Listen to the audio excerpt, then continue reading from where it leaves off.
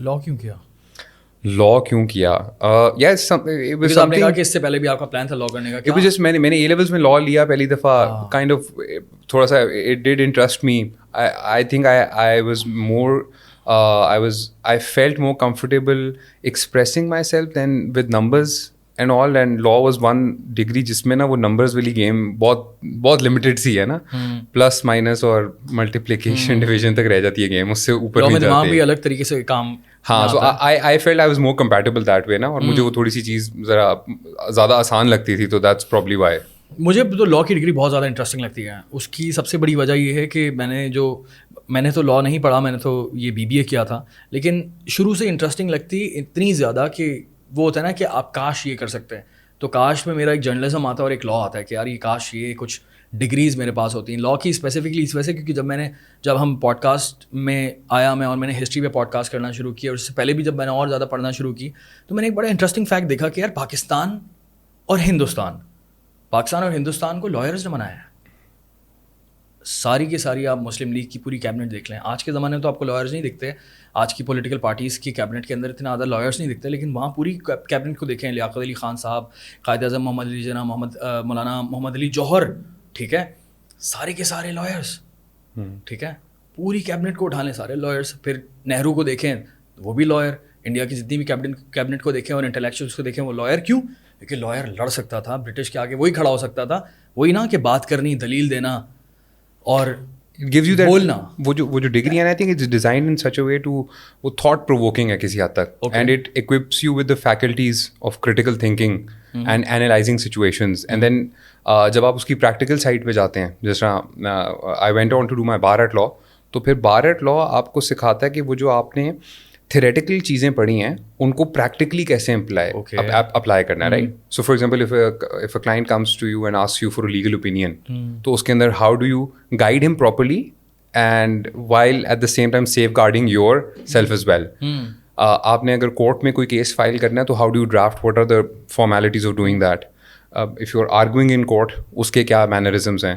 सो वो फिर थेरी से फिर आपको practical application. It's a complete course जिसके अंदर दे basically in a nutshell it helps you present your ideas in a better cohesive way and equips you to put up your argument in a more convincing manner.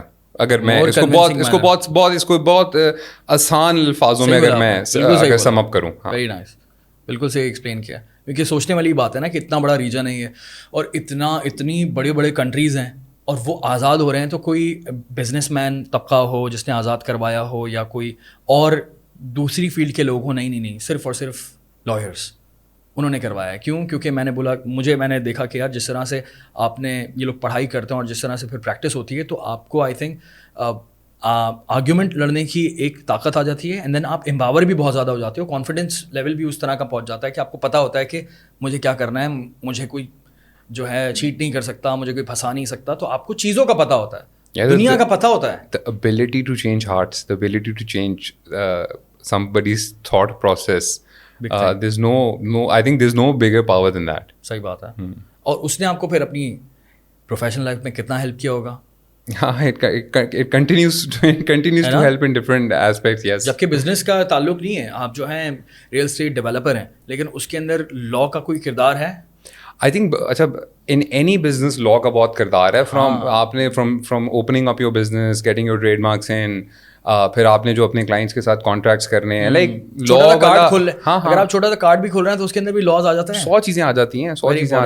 Interesting. I am not sure if this is factually correct, but I think I remember किसी शायद एक काफ़ी renowned international food chain है, उनका सिर्फ इस बात पे एक लीगल इशू बन गया था कि the tea that they were serving, उसका जो टेम्परेचर था, it was too hot that when the person took a sip his lip got burned, right. So इसके ऊपर कि what standard do they have to follow and make sure कि कितना temperature होगा तो they will not be they won't have any liability towards their clients. So law is in every aspect of business.